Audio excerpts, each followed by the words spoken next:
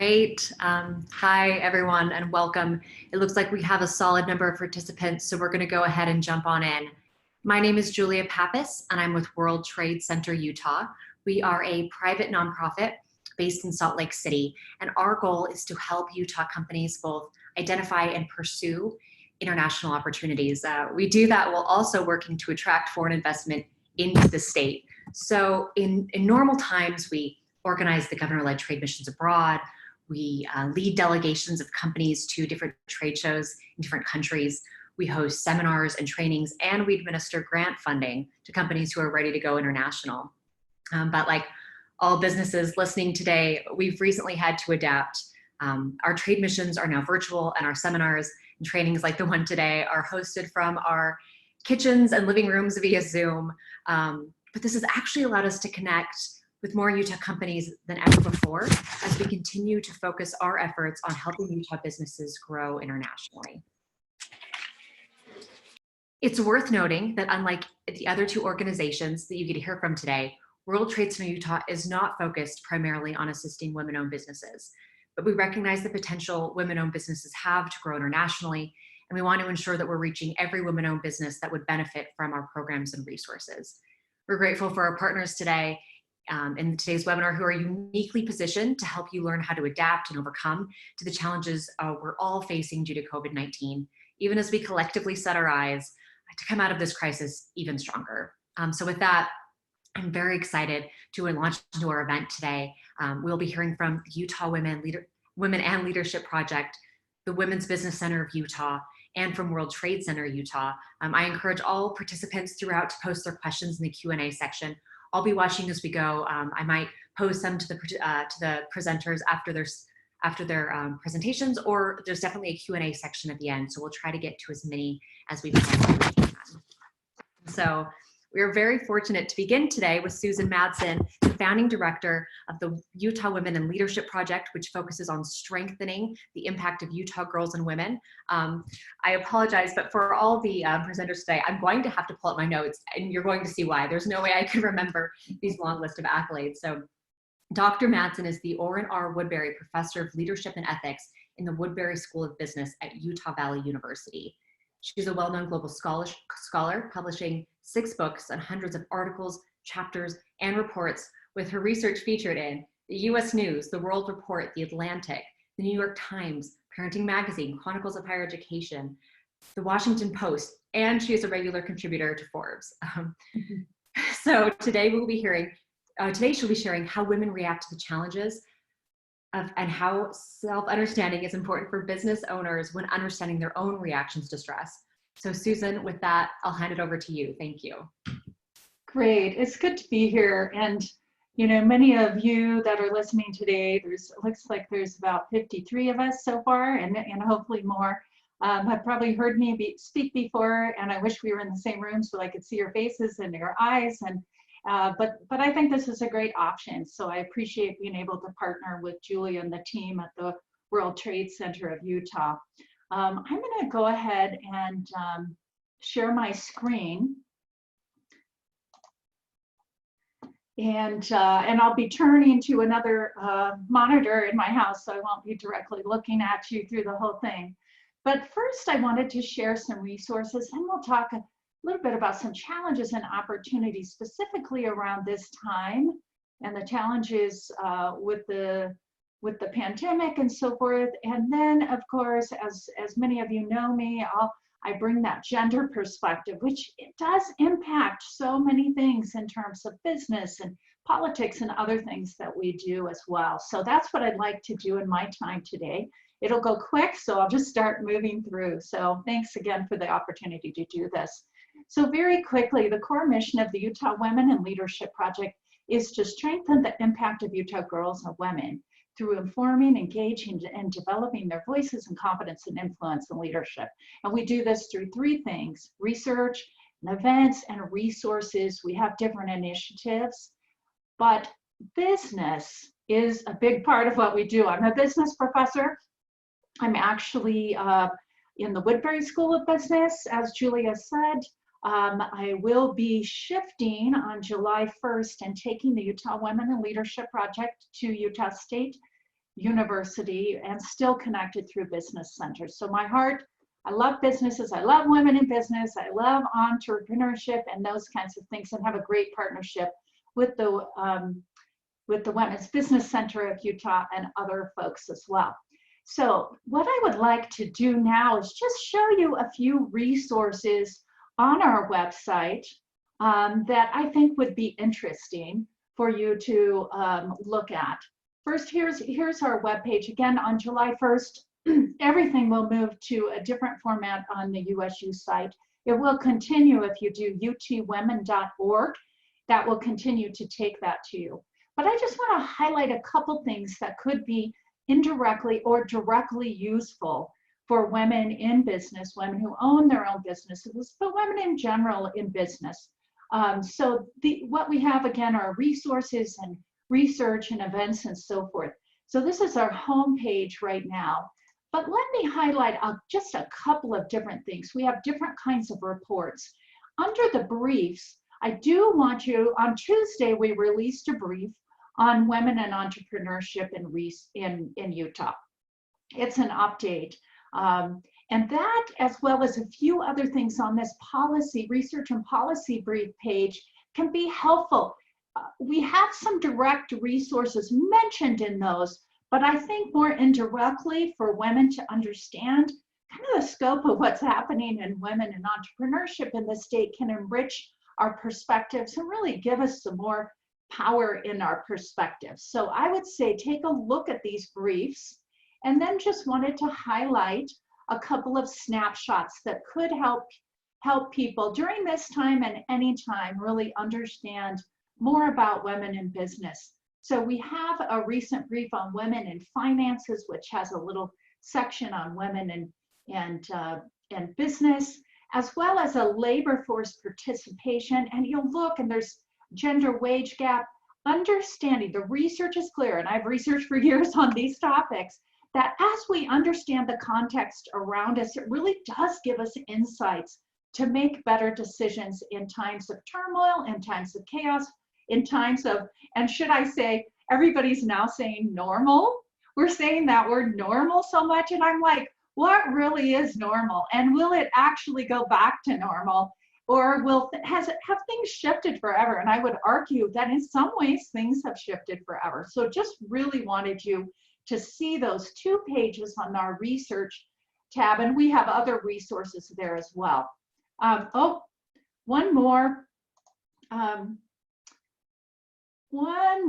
This is a big thing. I almost forgot. This was the thing that I felt like would really help some of you. And that's our partners report page. And right here on that page is what we call impact recommendation report on entrepreneurship and women-owned businesses.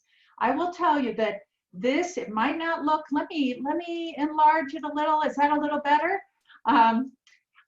This right here may not look pretty, but I will tell you it's packed with resources. What I did was bring together about 10, 12, 15, I can't remember the exact number, of women who are experts in women and entrepreneurship and really know what's going on in the state of Utah in those.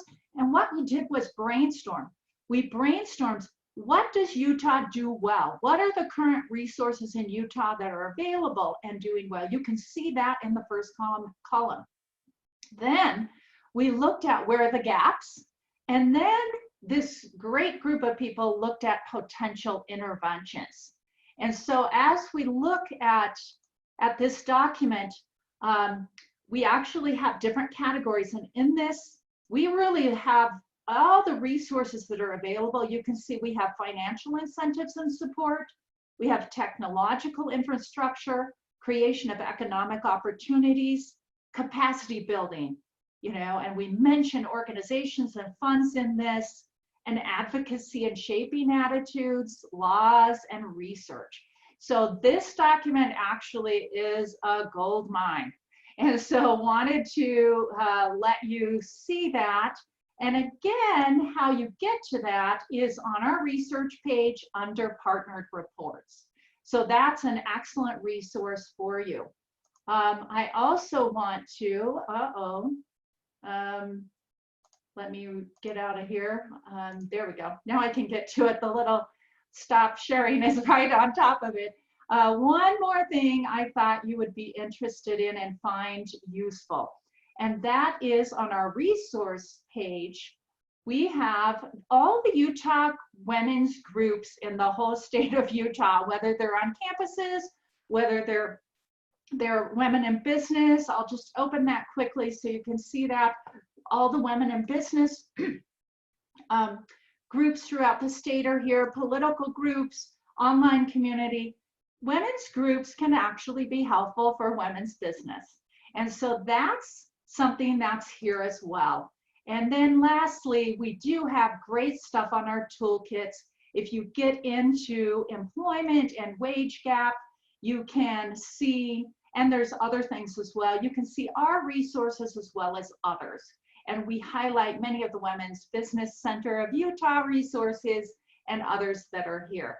So I know that was quick and dirty kind of getting you to let, just looking at our website and seeing some of the current resources.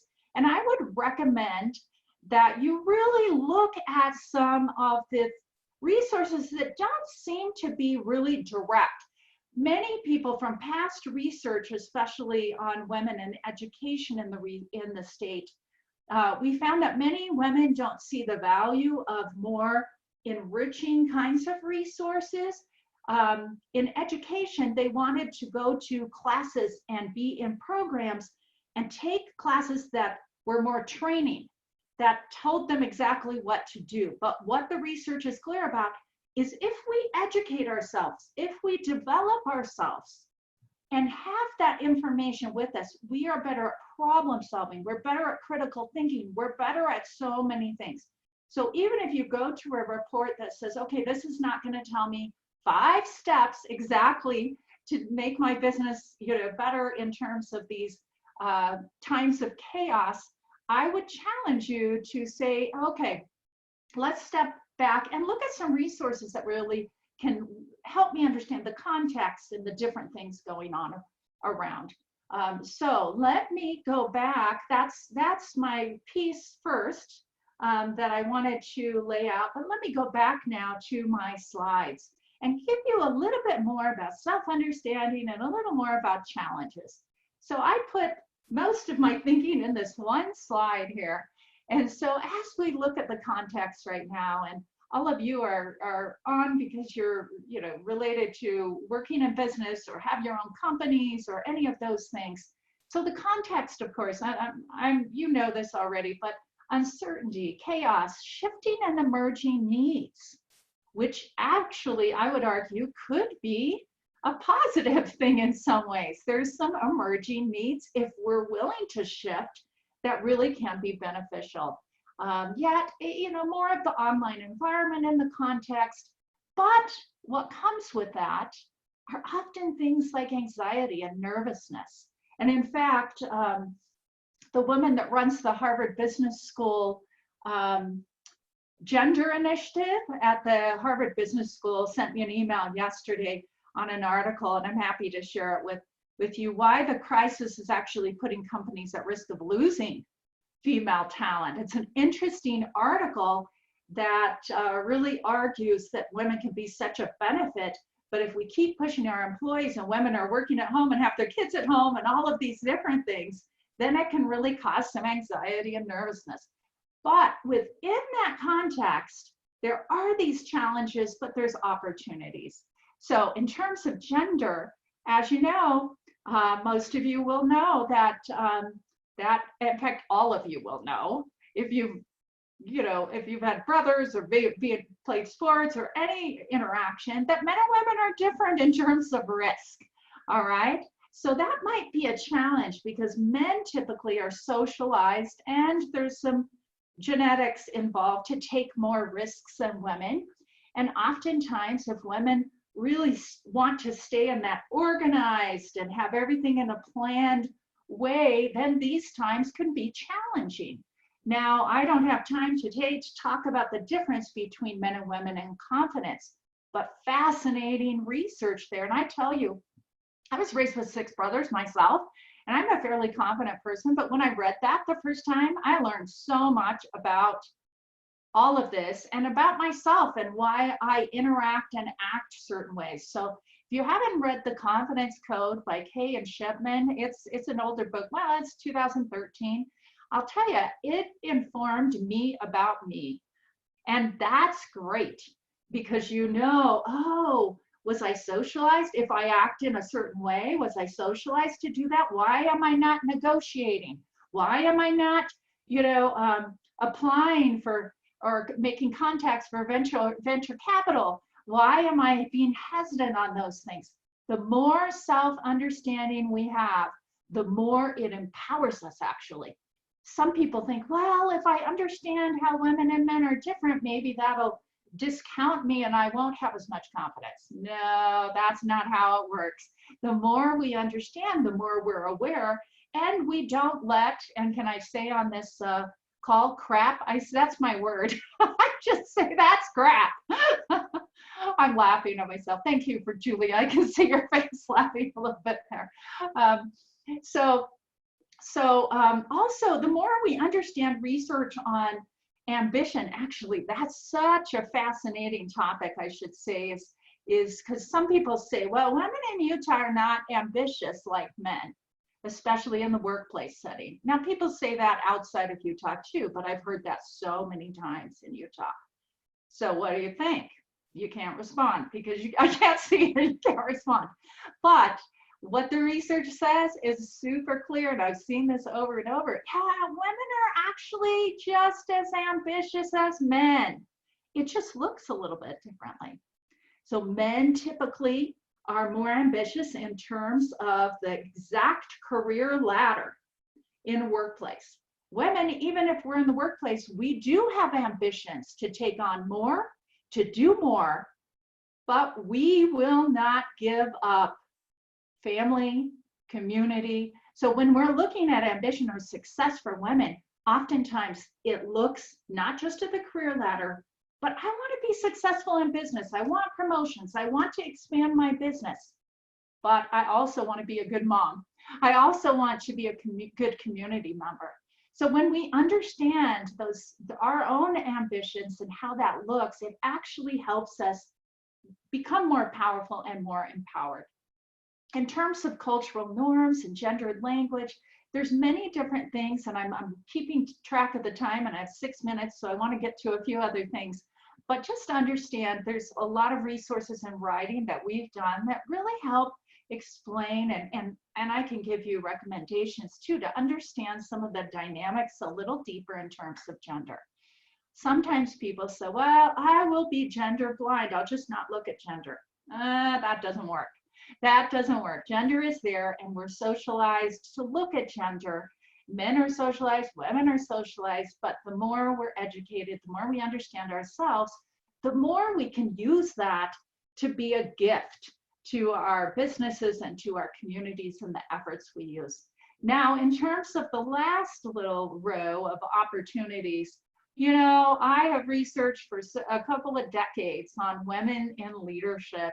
And we are really set to be great, innately in so many ways and through socialization, to actually be super good at in business in so many ways. We do, you've probably heard this, but there's actually good research to back it up, that women multitask better than men. So even though things are hard for women, especially if they have kids at home and they've shifted home and doing different things, we do multitask. And we can be incredibly creative and innovative. Now, what I counsel women, what I coach women on, sometimes we do want our lists, and I'm a list person and I love it. But the more that we can just find joy in change, joy in adaptability, embrace challenges, the more some of my books really address this when I interviewed 10 of the women governors and 10 of the women top university presidents, how they looked at challenge differently than other people. So when I talked about challenge to them, they had almost a smirk on their face. It was like, okay, what am I going to learn from this? What competencies can I build in myself? This is making sense? yeah, like what am I going to gain from this? So instead of this resistance, this is woe is me, things are hard. And by the way, things are hard and woe is me. We have to do that sometimes. So, but they shifted out of that into, okay, let's see what I'm going to learn. What can I try out? This excitement about challenge and this excitement about change. So, so that women are really good, can be super good at that. So I just wanted to bring that up. I have a few, I have my little note, back to normal. What does that really mean? And so if things are not ever totally back to normal, let's find some joy in that. Let's do what we can and really learn to even adapt and be creative and have fun with the situation we're in. But because what else can we do, right? We might as well do that. So if you, I wanted to mention super quick, a recent study, you know, I have a whole business case on why men and women should work together and how it's more effective when we do. Great study from the UK, and they call challenging problems wicked problems.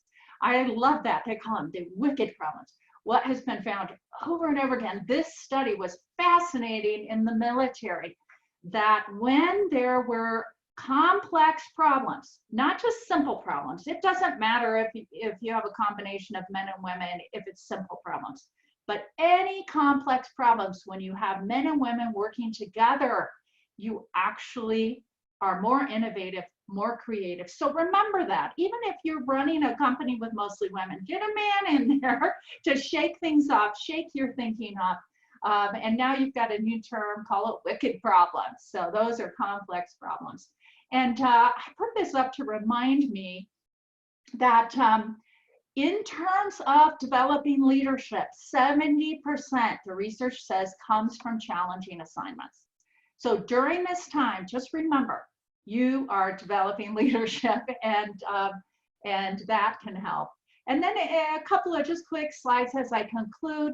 When we look at self-understanding for women, the research, and I do whole 2-hour workshops on this, but I just wanted to, the research is quite clear. I speak on this quite a bit, like I said, that what can help in terms of leadership development is working on our own identity. It's a continuous process, finding purpose in what we're doing, and understanding the socialization and the biases and so forth around us. And then I have 2 quick slides of my favorite, well, not my favorite, but some of the recent reads and things that I really like. If you have not read and like some deep reading, Invisible Women is amazing. Data Bias in a World Designed for Men. Oh my gosh, I learned so much from that. This book is not about gender, but it's about how to work deeper. This is a real popular one for women on how women rise. And this one has just some of the more standard books that I use quite a bit and recommend. I love this one. I love this one. These are great. And if you email me, Madsen, su@ubu.edu, I'm happy to share the slides or give you some recommendations as well. And as I conclude, it's exactly my time to conclude. I do love this quote. Many of you have heard me say it before. Never doubt that a small group of thoughtful, committed citizens can change the world. Indeed, it is the only thing that ever has. I love that quote, and I believe it strongly. And in these times of chaos and some crisis, I really recommend and I really challenge you and me to really think about how we can shift and look at our challenges and bring our businesses to places that really can benefit our own employees, ourselves, and the community at large, because it can be done. Good things can happen. Thank you so much for this time today. Oh my gosh, Susan, thank you. That was probably one of the more inspiring ways I've started my mornings recently. Kind of wish I always had that pep talk to keep going. I really appreciated your thoughts on what I like to think of as possibly like a, let's see, like a well-rounded view of success, right? It's not just, it's just not career-wise, but it is community, family, you know, possibly personal projects, and kind of looking at that a little more holistically. Thank you so much. And before we moved on to Clancy, I wanted to address one question that we received from Eliza. Okay. She really enjoyed the report that you shared. She said it was fascinating, and she wanted to know the names of the women you worked with to create that partnered report you shared. The partnered report. That the impact recommendation report, who we worked with mainly on that was the YWC of Utah. All of that report series is the Utah Women in Leadership Project and the YWC of Utah. But for this particular one, we worked with Anne Marie Wallace as well, who comes out of and Clancy's going to talk in just a minute, and she's from that organization. So it really was a partnership with the three groups on that.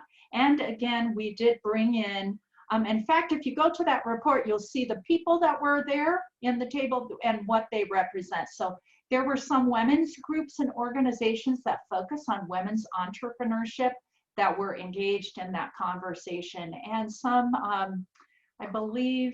think we had someone from GOED too, the Governor's Office of Economic Development.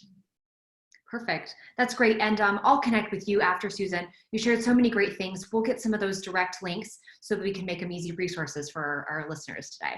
Sounds great. Awesome. Thank you. With that, we're so excited to move to Clancy Stone from the Women's Business Center of Utah. Clancy Stone was an officer in the U.S. Army and then transitioned to corporate America, where she was often the only woman at the table. She realized women need a better understanding of their strengths and how to leverage them to become leaders. Later, she started her own coaching business. Clancy joined the Women's Business Center of Utah team as a business advisor, where she continues to help women live their best lives, both professionally and personally. Clancy, we're very excited to hear your advice today on launching a successful business during COVID-19 while avoiding the pitfalls of both failure and success while doing so. So with that, I'll turn it over to you. Thank you, Julia. It's so funny. I just wanted to mention this because it's very rare that I get nervous, but following Susan, I feel this adrenaline and nervousness and expectation. So I'm grateful to be on the panel with all these amazing, accomplished women today to talk about business and women in business. It's really a privilege. And like Julia said, I'm the business advisor at the Women's Business Center of Utah. Although we've been around for 20 years here in Utah, a lot of people aren't familiar with us. And so I'd just like to take a moment to let you know we are a nonprofit and we work with women on every stage of their business. So through business advising to trainings or networking events. We're really able to provide all of this free business advice trainings or at low cost because we do receive a grant from the SBA. And we do receive other contributions from organizations in our community that support women in business and leadership. So although I am a business advisor, I do have the entrepreneurial bug. And going into 2020, my husband and I are opening a food truck. And so it's funny, here we are with COVID-19 and we're experiencing what all of these other business owners are experiencing. And I'm sure hearing this, you're wondering if I'm concerned or fearful, moving forward, because we're living in some uncertain times. I mean, who could have ever anticipated a global pandemic? Let me tell you this, when I would sit down with my clients, I anticipated another form of a recession pretty much hitting now, but not a global pandemic. And honestly, having a fear factor going into this, my answer is no, I'm not fearful because I see a lot of wins opening a business during a global pandemic. And it is not the fear that people really should worry about. It's really when you hit that level of success. So I'd like to dive more into that because when it comes to business, right, the top three things that will focus on today that derail women from opening businesses: 1, fear of failure; 2, shortage of funding; and then 3, of course, the psychological barriers and biases towards women. Fear of failure. Let's go ahead and start with this one. It's one we talk about all the time. It doesn't matter how accomplished you are, what age group you are, that fear factor is real. It comes up. I like to say my little critter brain right here, it creeps up when I least expect it. But knowing how to navigate through that is really essential. Because with fear of failure, what we don't know can be our biggest obstacle, but also can really be our biggest triumph if we have a true understanding of who we are and where we want to go. That fear will always control us if we don't recognize it or we choose to push it down. Perfect example for me is growing up. In our family, it was a requirement for all children to be on the debate team in high school. Didn't matter if you didn't want to, you got to do it. And I was the youngest, and unfortunately my brother in front of me was very accomplished, huge intellectual, state and national debate champion. And so when I rose up in the ranks of high school, the coaches fast-tracked me without giving me the same foundation he received. Well, I, as most women do, right, we make sure that we check every box. So I was in the library, making sure I had the best research, the best up-to-date knowledge. So any type of question, I had an answer for it to support it with data. And if you're not familiar with debate, debate is really a two-step process where you win based off what you know and your rebuttal and how you can support that with data. And then there's a psychological element of it, which I like to say it's you really go for the jugular. And so I became very good at it. Going for the jugular at the age of 16 isn't something that you think you would be good at. And really what it means is I was good at taking away people's power, because in order to win, you had to take away someone else's power to rise in the ranks. What I found with myself at a young age, even though I got all these accolades from parents and coaches of, you know, winning and advancing, I felt very empty inside, because taking people's power away wasn't something that who I was about. And I didn't realize this later in life. But as I progressed through the ranks of business, I found at the age of 42, my power was taken away. I didn't realize how much my job defined me, how my work defined me. It was all I was about. Growing up in our family, if you were a CEO, you weren't really anything. And so that was my mantra, to get to that CEO level. And here I am at 42 being let go from my company. My senior vice president was telling me, I want you to know that 99% of what you're doing was right. But that 1% is why you're no longer with the organization. And hearing the 1% examples were totally out of my control, had nothing to do with me, but they were demise of my relationship with that organization. So when I left that role, I heard, since I was not perfect, I lost my power. And so how do you adapt from that when you're stripped from the one thing you identify with? Well, let me tell you this. For me, having my power taken away was my biggest fear. And guess what? I still was breathing after it happened. My children still loved me. My husband, even though I was the breadwinner, didn't freak out and leave me. I didn't have to go work at the 7-Eleven. But what I did was, and I think what women do really well, is we regroup. And so I took those same skills I had adapted over my life to control from having my power taken away. I turned that into navigating and knowing who I was in order to reach my further goals. And what I mean by that was I did a lot of self-reflection, because the worst had already happened to me. And by the end of the day, you realize that when that happens, it's like a rebirth and a freedom, and it's a privilege. Now, am I saying to all of you, go find some way to be let go or fired from a job? No. But if you don't know what defines you and you don't know what your fear is, take a moment, not maybe during this discussion, but afterwards, sit in a quiet space and think about it. Personally or professionally, what is your biggest fear? And if it was taken away, what would that mean to you? Because I will tell you, if you have that understanding, you can really navigate not only your personal life, but your professional life, even in a global pandemic. So how do we recognize what our true fears are, right? Susan kind of mentioned that, she touched on it, but these topics we're talking about today, one thing we could talk about for hours. And one thing she mentioned was anxiety. We really need to listen to our bodies. Our bodies really have all the answers. We have all the answers inside of us. We just need to listen and to let them out. How do you do that? Well, like me in high school, right, in debate, I knew taking people's power away was not who I was. It was defeating to me. It was draining me. It didn't make me my best self. I became a shell of myself throughout my career because I was living to these expectations of everybody else. And let me say this, it goes deeper, right? If we don't deal with our stuff that has impacted or affected us throughout our life, it will creep up through this anxiety or other explanations, and it can derail us later. So it really becomes this self-cloak itself a failure. So you really need to be able to recognize it. And when you do, you really do get to shift the universe. I know this might sound woo-woo to some people, but it's true. Look at the universe, hear the reasons, the path's open, and you'll find your people. When I was in corporate America, I never felt like I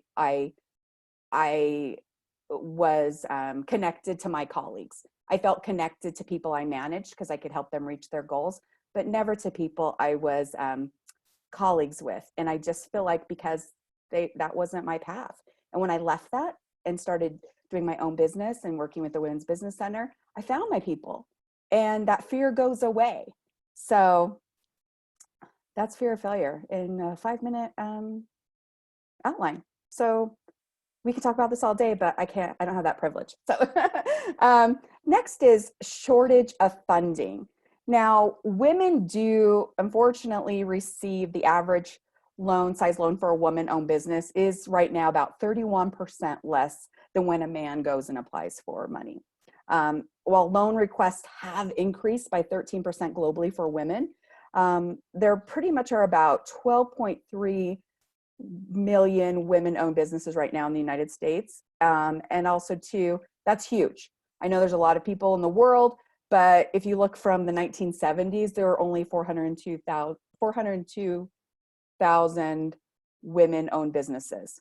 And that only represented 4.6% of these financial firms. So why do women not get a lot of the money? Or why is it still less? The gap is closing. More and more women are venturing out into business. Thank you for the economy for giving a false sense of security for us to do that. I really believe in that. However, you know, we have these subconscious bias. We live in a very patriarchal society, and Utah is more patriarchal than a lot of states I've lived in. And so knowing that, you have to navigate through it. Some women will see that as an obstacle. Other women will see that as understanding the culture, but how do you navigate around that? And it's the same as understanding your fear, right? Know the rules, know your boundaries, and we can help you play in that to reach your goal. So when it comes to though, business and women, Utah's really a great place to be. Even though it's so patriarchal, it's one of the best entrepreneurial states in the country and continues to be, not just because, not only for women entrepreneurs, but for all entrepreneurs. One, local support is amazing. People like to buy local. And I moved here from Houston about 7 years ago. What I love about Utah, sometimes it feels very 1950s, which is great because my kids can play outside. They never did that in Houston. However, your network is everything. People like to buy from people they know here and like, and that's amazing. So while we still receive a shortage of funding, women build great relationships with one another, and they really want to support each other here. So don't let that be an obstacle. But also too, women have proven to do more with less. And we take that money, we bootstrap it, even if our environments are very adverse. And so we still continue to move forward. And it's probably like Susan said, because we are amazing multitaskers. I mean, we are mothers, we are supportive of our partners, our children. And while this can be a double-edged sword, because sometimes we look at them right, and we look at their successes, and that is our success, but we have a life too. And so remember, we only have one life. So that streams into the psychological barriers, right? Like I mentioned before. And the third thing is, we live in a very patriarchal nation and state. And so the roles of men and women's expectations have been set. And some people really live by these guidelines. They're black and white for them. They don't go outside of them, which can be very defeating at times. But you have options and you can overcome these barriers. You just have to know how to recognize them and know who to go in front of and be ready. So when clients come to the Women's Business Center, right, it can be intimidating, fearful. Don't be. Let me tell you this, majority of people in business don't have a business background. Majority of people that are amazing entrepreneurs we hear about don't have a business background, dropped out of college. So resources are out there to support you. What I love about the Women's Business Center is I feel like it's a customized experience, a luxury experience for each client.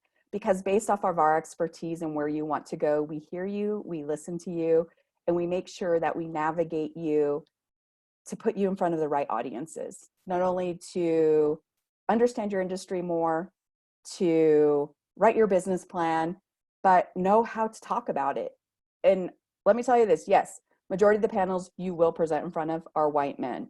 Okay, I am married to a white male. I have a white male son. There was a time I just did not want to be around white men. I don't know. I really don't know why. It's just a subconscious thing I have, right? Subconscious bias I have. However, that is the majority of our population here, and you will know how to have to speak to them, recognize their questions that might seem biased, but know how to navigate around those to get to your end state. And we can help you with this. Earlier, I said we should not fear failure, right? We should really fear success. And why is that?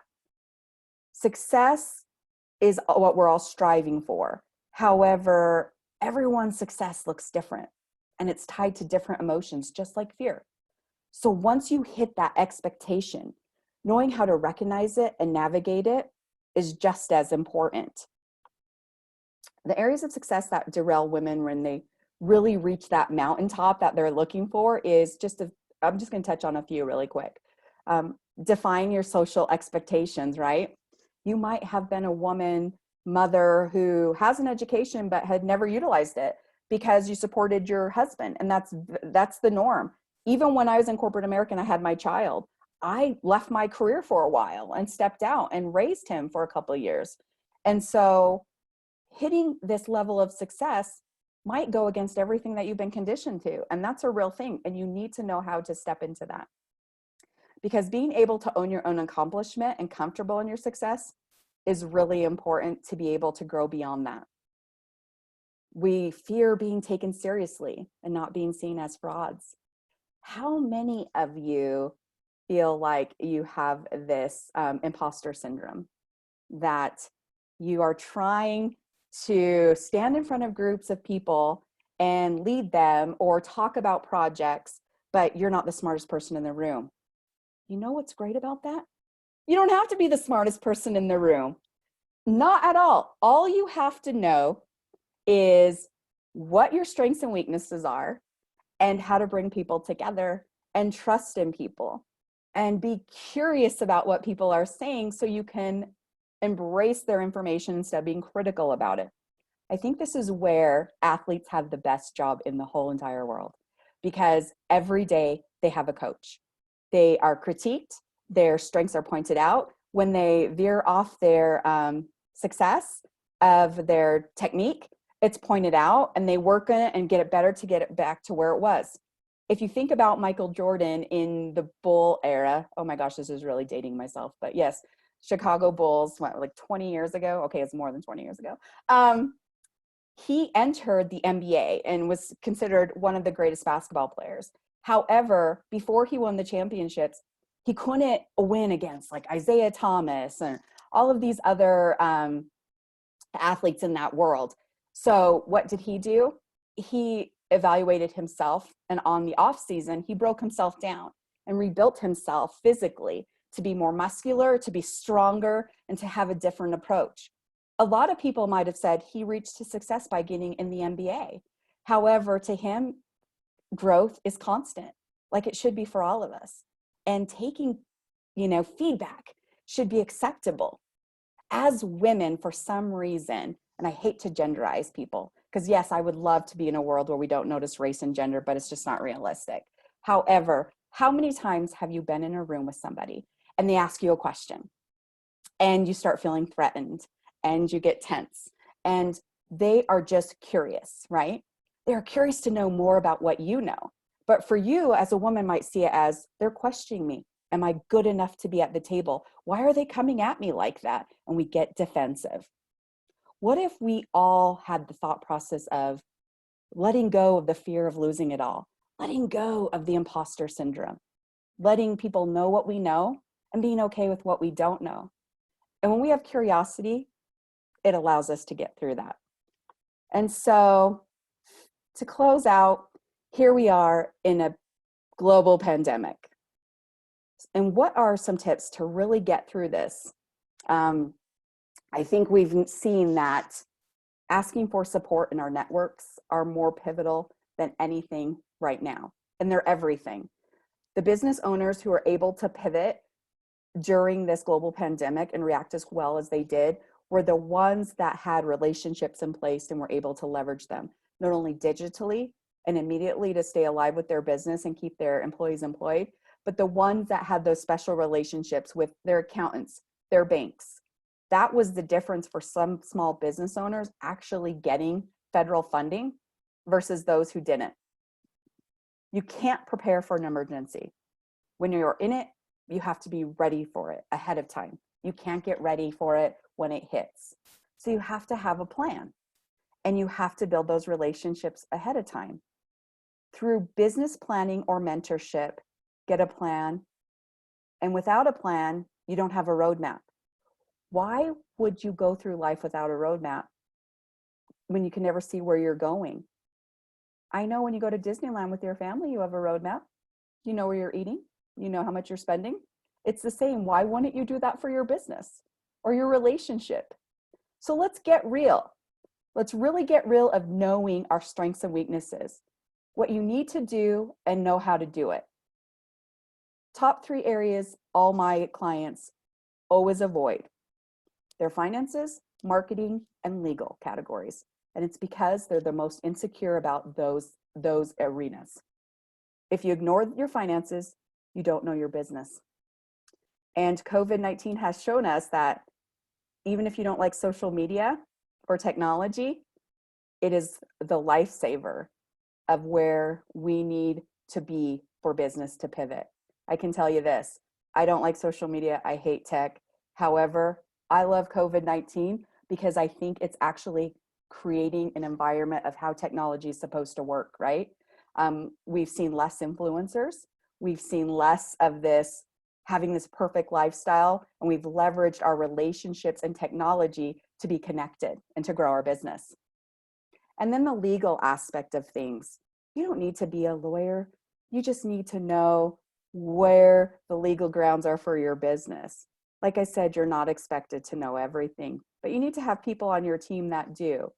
So I hope, like the WBC Utah, there are a lot of resources out there that are free or low cost that can get you started. So just be brave and be curious enough to schedule an appointment. Be curious enough to receive the information so you can execute your dreams. Remember, you have one life, and it is never too late to create the life you have always wanted. Oh, wow, awesome. Thank you so much, Clancy. That's really making me think through a few of my own things. For example, I've noticed I view opportunities and challenges oftentimes as liabilities, and I need to reframe my thinking. In fact, there's a really great question from Eliza on that, and Stephanie posted a question as well, but for the sake of time, we might see if we've got time for Q&A at the end. You guys, if we don't get a chance to get to them on this webinar, we will follow up with you after and get you answers to all of your questions. We are going to move into the World Trade Center portion of our presentation today. I want to start with some good news. Nationally, over the past 5 years, the annual growth rate of the number of women-owned firms has more than doubled out of all businesses. Here in Utah, there are nearly 84,000 women-owned businesses that generate $14 billion in revenue. However, despite those numbers, we weren't seeing, as an organization, the amount of women pursuing the business opportunities we mentioned earlier, like the Governor-led Trade Mission and some of our trade shows. It was actually during the International Women's Day event that we partnered with and was hosted by the Women's Business Center, one of the most beautiful events I've ever been to, but also one of the most substantive. Anna M. Guevara was the keynote speaker. She's the Deputy Assistant Secretary for U.S. Field Operations. And she shared that nationally, companies that women start, own, or lead are less likely to trade internationally than those owned by men. This is something World Trade Center Utah wants to remedy. It is now more important than ever, since we know to go international and pursue those opportunities, since we know that companies that do engage internationally during times of economic downturn and uncertainty fare far better than those that don't. So we want to share more about that today and how you can do it. I was lucky enough to also rope in Nicole Sherwood from World Trade Center Utah into our discussion. Nicole oversees WTC Utah's operations and National Resource Program. She also administers grant awards for small businesses to expand internationally, making her the most popular member of our team oftentimes. Previously, Nicole served as a budget and policy analyst under Governor Huntsman and Governor Herbert, and she is a Utah licensed attorney and certified government financial manager. Off the record, Nicole has more degrees than anyone I've ever met, and she won the Governor's Best Chili Award, which, so if that doesn't give her credibility, I don't know what will.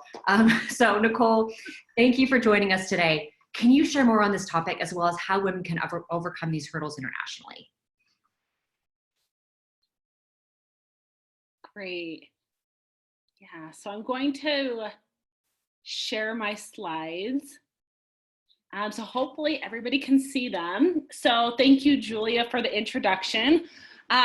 Here is my contact information, just because I will be going through these, and if you want to contact me afterwards, that would be great. So here's my contact information. Nicole, I can't see it actually. Okay. Try sharing it one more time. Maybe it's just me, but No. no, it looks like it's not showing. Oh, there we go. There's your screen. Go. Sorry for that. Can Perfect. you see now? Yep, you're good to go. Okay, great. So, perfect. Yeah, so just to start off, here is my contact information. If you want to talk to me after about any grants and resources, and then also, like Julie and Hannah said, we will be sharing these slides. So many ask why women are less likely to pursue international opportunities. And here are some of the reasons why. In Utah, many women are underrepresented in the workforce. The majority of Utah businesses are owned by men. And a lot of times, many women don't know where to look for available resources. And there also is the perception that women aren't willing to take opportunities to go abroad due to family obligations. However, despite these notions, actually more women own small businesses in Utah than men by 14 percentage points. And actually more Utah business owners are engaged in e-commerce than in other states. So what can you do to engage internationally during these economic times of uncertainty? One, these are ideas that you can also focus on domestically as well as internationally. So really focus on strengthening your brand, increasing your online presence, planning a strategy for your future, reevaluating your finances, and check out all available resources. And now you're asking, well, okay, great, Nicole, well, how do I do this? Well, we have a couple answers at World Trade Center Utah. And one of these is actually our grants that we offer. We offer two main grants at World Trade Center Utah. Our big one is the State Trade Expansion Program, and our second one is the Rural Business Development Grant. Today, here are the websites to find out a little bit more information. I'm going to focus on the STEP grant because the STEP grant offers financial support. So with the STEP grant, so it comes down to the STEP grant really helps businesses, small businesses that want to go international. So who is eligible? We're looking for small businesses headquartered in Utah. And we're really looking for also one of the categories we're seeking that we haven't received a lot of applications and awards in the past are actually women-owned businesses. And so I really want to get the word out there for women-owned businesses. And so what the grant can be used for, it can be used for going on trade missions, export-led trips. But the focus of today, where I think a lot of companies can use this, are the financial assistance awards. So small businesses can receive financial support for compliance testing of an existing product. So for example, if you're a life science company and are looking to get that CE mark, there's financial support for that. Shipping of products to international markets, your design of marketing media. I know companies have used this in the past to make videos and really get their brand out there. You can use it for market research.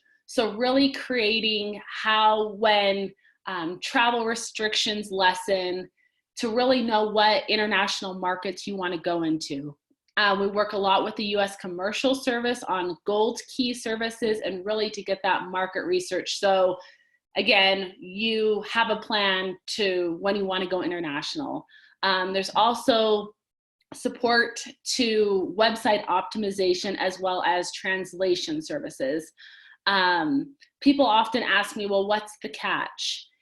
There is a 25% match, but what that means is you don't have to cut a check. It just means that we have to see that whatever grant you receive. So for example, our grants usually range between $2,000 to $4,000. If you receive a grant for $3,000, we'd have to see that $1,000 was put towards it by the grant recipient. The reporting requirements, very easy, just a couple surveys, and then we follow up with you 2 years out from the award cycle. And the good news is the STEP grant is currently open, so there is financial support out there for any of these activities. And like I said at the beginning, reach out to me. I can go more into depth for the STEP grant, but there is financial support out there. So good news, it's open and we do have funds left. So it's going to be open until the end of September. So please reach out to me. A couple other resources we have, again, these slides will be shared, but we work with these different agencies. And if you go to this website, a little bit more about what they offer, as well as their contact information if you want to speak with somebody directly in these national resources. And then finally, some additional resources. I encourage everybody to go to the World Trade Center Utah website. You can sign up for our newsletter where you hear more about these webinars, trainings. We just had a very successful virtual trade mission regarding the UAE and Saudi Arabia. And you know, moving forward, we have awesome events. So hopefully a little later in the year, those will start taking place again. Another is the business resources for COVID-19. I do serve on the federal communications team. And so there are a lot of business resources listed there. And then we also work with partner organizations. So the Women's Business Center and then the SBDC Global Center with the Salt Lake Community College. But I encourage you, you know, for financial support, reach out to me. Happy to talk to you about the financial support out there so that you can take your business international. So. Thank you so much, Nicole. I want to share too some incredible news. Utah received the highest bump in STEP grant funding last year. That's a $200,000 bump. So when I say highest, I should say higher than any other state in the nation. It's because we do such a good job here and we have such great companies. So take advantage of that. Reach out to World Trade Center, reach out to Nicole, and see how we can help you out. With that, we are at time. Some of you had questions for Clancy that we didn't quite get to. However, I'm going to follow up. I'll get those to Clancy. And if you don't mind, I might CC myself because I want to know the answer. They're great questions. And so thank you so much to all of our panelists today. You're all incredible. I'm honored to have just even introduced you. Thank you to Hannah from World Trade Center behind the scenes on all the tech support. And thank you to everybody that joined today and asked such great questions. You will be receiving more information for us, including all the presentations, some of the resources we've mentioned today, contact information. And as you close your Zoom webinar today, a survey, I believe, will pop up. We encourage you to take us, let us know what you thought. We'd love to connect more with all of you and get more resources out to the women who need them. So thank you. I'm sad for this to end. As you can see, I'm rambling to keep it going, but alas, we must end. Hopefully we get a chance to connect with you all in person in the near future. So again, thank you, and hopefully we see you all soon. Bye.